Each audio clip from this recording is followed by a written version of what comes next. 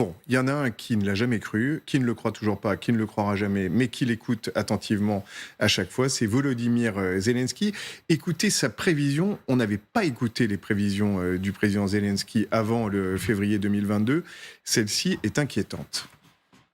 If there is some pause in their aggression against Ukraine, any freezing of the situation, there will be a new critical moment. 2028. If Russia is allowed to adapt now, by the 2028, the Kremlin will be able to restore the military potential that we destroyed. And it will have enough strength to attack the countries in focus of Russian expansion. And in addition to Ukraine, these are definitely the Baltic states and definitely other countries. Les pays baltes. Très intéressant, très important, et je me tourne vers vous deux, Galia Ackerman.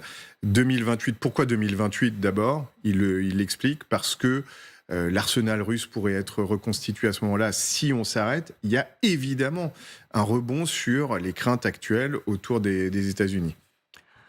Je pense qu'il faut surtout écouter très attentivement des gens qui ont une vision claire et la lucidité. Vous savez, demain, c'est l'anniversaire de l'assassinat d'Anna Politkovskaya, qui a été la journaliste russe la plus célèbre parmi ceux qui ont été assassinés.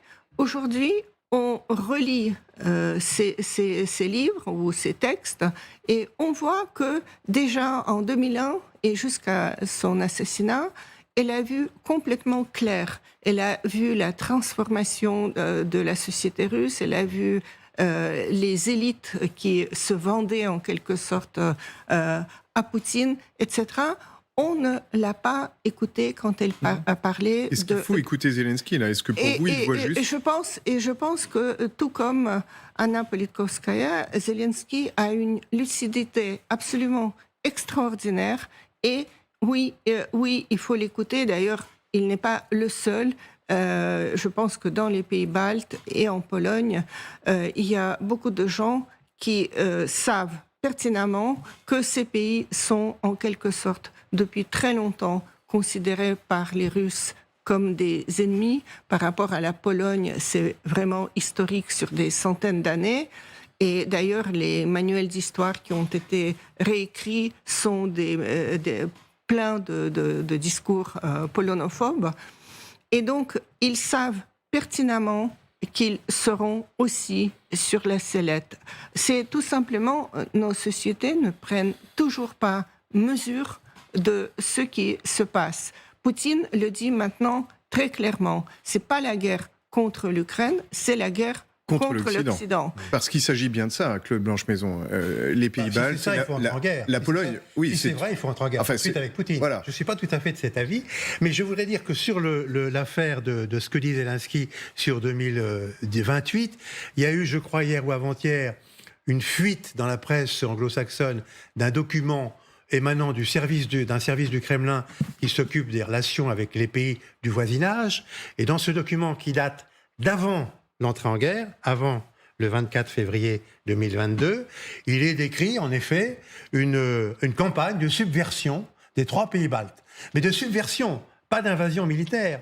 Parce qu'en Estonie comme en Lettonie, 25% de la population est d'origine russe, parle russe, se sent russe, n'a pas toujours la pleine citoyenneté estonienne ou lettonienne, et effectivement, les Russes misent là-dessus pour monter des partis politiques qui, par des moyens apparemment démocratiques, déstabiliseraient de l'intérieur ces pays. Mais ça, ce qui se passe en Moldavie, ce qui se passe dans d'autres pays. Mais ça, c'était avant l'invasion. Mais depuis l'invasion, ces pays se sont évidemment réarmés moralement et physiquement et sont tout à fait prêts à résister à des tentatives de ce genre. Donc là encore, si ce projet existait dans la tête de Poutine avant l'invasion de l'Ukraine, évidemment aujourd'hui il n'a plus aucune valeur parce que, avec d'ailleurs l'aide des Occidentaux, l'Estonie, la Lettonie et la Lituanie sont totalement préparées à résister à des opérations de subversion de ce genre, même si elles passaient par la crainte création de partis à la dévotion de Moscou, par des actions culturelles, car il y en a en effet, par des actions linguistiques, la défense de la langue russe, ou par d'autres moyens. Maintenant, tous ces gouvernements sont totalement prévenus contre ces moyens de subversion. Mais je crois que ce qui était envisagé en effet à l'époque, c'était une subversion politique de l'intérieur et pas militaire. Aujourd'hui, une action militaire, ça veut dire entrer en guerre avec l'OTAN. Alors, si nous sommes en guerre totale, idéologique avec la Russie, allons-y. Oui. Alors, moi, je suis partant. En tout cas, mais je ne crois pas. Les pays baltes prennent tout ça très, très, très au sérieux. Hein. On sait que ce sont parmi ceux qui s'engagent le plus pour l'Ukraine. Absolument. D'ailleurs, ils sont aussi en train d'essayer de pousser des initiatives au niveau européen pour mieux réarmer l'espace européen. Jusqu'à présent, évidemment, ils sont protégés par la garantie de sécurité de l'OTAN. Mais par contre, moi, je trouve la déclaration de Zelensky révélatrice, parce il ressent le besoin aujourd'hui de parler de l'hypothèse de figer le conflit ou une pause. Qu'est-ce que ça veut dire ? Évidemment, la contre-offensive, les attentes étaient très importantes et elle n'a pas accompli les objectifs peut-être qui étaient même fixés en interne, en privé.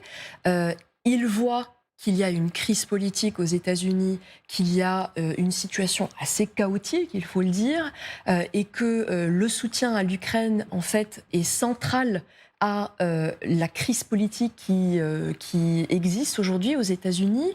Il est conscient du fait que ça serait possible que les Américains n'envoient plus autant d'armes, et il se pose des questions légitimes sur si ça se passe. Quelles sont les capacités industrielles réelles des Européens, tant bien qu'ils voudraient continuer à pouvoir l'aider. Et donc, moi, je me demande s'il y a en ce moment des conversations en privé sur la possibilité, l'hypothèse de figer le conflit. S'il ressent le besoin de le dire, c'est-à-dire qu'il essaye en plus d'utiliser un peu de prendre à témoin le public, de dire... Je vous préviens de ce que ça veut dire, de figer. Une crainte profonde. Exactement.